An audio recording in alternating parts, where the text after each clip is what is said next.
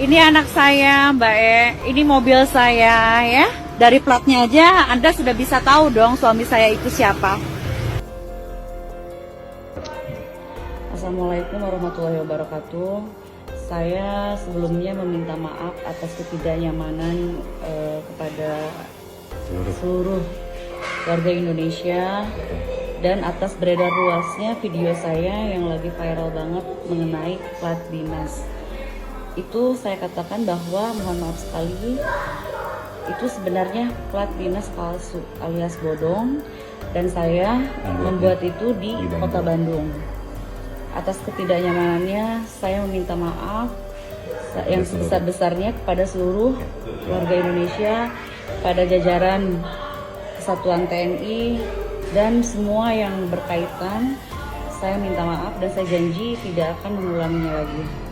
Dan saya juga di sini sangat menyesal atas kehilapan saya. Assalamualaikum warahmatullahi wabarakatuh.